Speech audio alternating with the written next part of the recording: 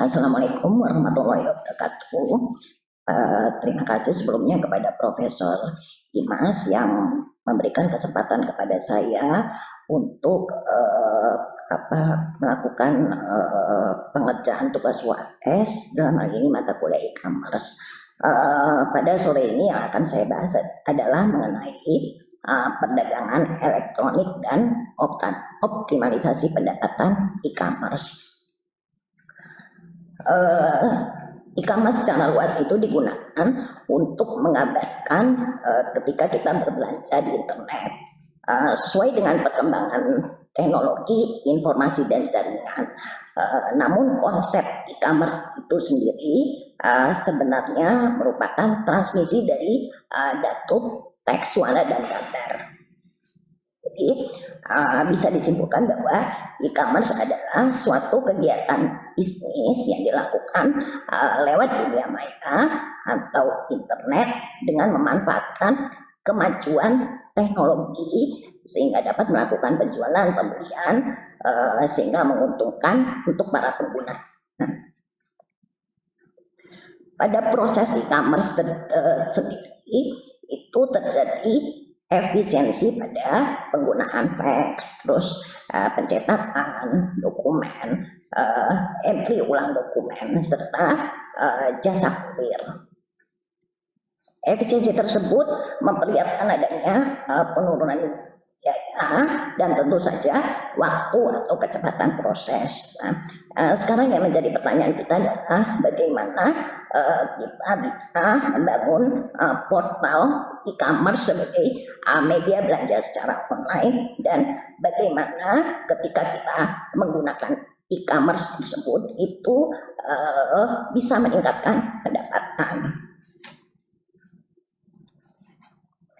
Manfaat e-commerce di sini itu saya bagi yang pertama itu bagi perusahaan, terus bagi konsumen itu sendiri. Nah, untuk bagi perusahaan beberapa manfaat di antaranya itu mampu meningkatkan pangsa pasar transaksi yang berwujud online sehingga semua penggunanya itu bisa memesan produk tanpa harus bepergian, apalagi dalam kondisi COVID seperti ini merupakan salah satu terobosan dan kemudahan di mana penggunanya sendiri tidak perlu pergi ke mall atau pergi ke pasar, cukup mereka melihat secara online. Lalu yang kedua, ini bisa menurunkan biaya operasional karena otomatis mungkin tidak ada jasa kurir, tidak ada jasa pengantaran. Terus yang ketiga itu mempersingkat waktu produksi perusahaan, ya. Terus bagi konsumen sendiri itu sebenarnya ketika melakukan pembelian secara online itu yang pertama tidak ada batas waktu, artinya kapanpun konsumen ingin melakukan pembelanjaan itu tidak dibatasi waktunya. Seperti kalau misalnya kita ke mall mungkin harus tutup jam 9 malam, tapi kalau misalnya kita menggunakan e-commerce itu kapanpun 24 jam itu bisa kita lakukan. Terus yang kedua itu bisa menghemat waktu, jadi cukup ketika konsumen sudah menentukan barang apa yang dibutuhkan, kemudian bisa langsung memesan, terus barang tersebut bisa langsung diantarkan ke pemilik. Yang ketiga itu tentunya barang atau jasa itu lebih murah. Jadi dari sini bisa terlihat bahwa keuntungan penggunaan e-commerce itu sendiri itu bisa dinikmati ke perusahaan ataupun ke konsumen sebagai pengguna langsung. Nah, konsumen sendiri selain itu bisa membandingkan produk dan harga secara akurat. Itu artinya ketika melakukan pembelian di salah satu situs online itu bisa membuka situs yang lainnya untuk lebih membandingkan produk dan harga. Lalu pembeli juga bisa lintas wilayah. Artinya tidak terpaku kepada di dalam Indonesia saja, tetapi bisa memberi barang atau jasa itu ke luar negeri. Jadi produk-produk luar itu masih bisa diakses dan dimiliki oleh kita. Nah, di sini metodologi penelitian itu yang saya gunakan itu ada jenisnya dan ada data. Nah, penelitian ini merupakan hukum normatif, yaitu mengacu kepada norma-norma hukum untuk memahami penerapan hukum terhadap fakta-fakta yang terjadi, yang dalam hal ini keberadaannya untuk mengubah keadaan dan menawarkan solusi nyata yang berpotensi untuk pengembangan perdagangan di wilayah Indonesia.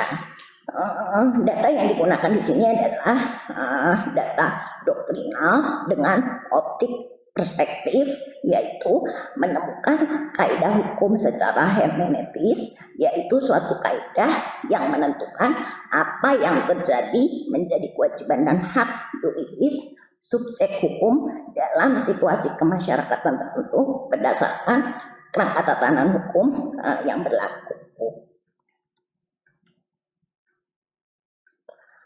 Ada beberapa yang harus dilakukan oleh pelaku bisnis online itu agar dapat memanfaatkan media sosial dan meningkatkan pendapatan. Yang pertama itu memperkuat pasar dengan isi konten. Yang kedua menyebarkan konten.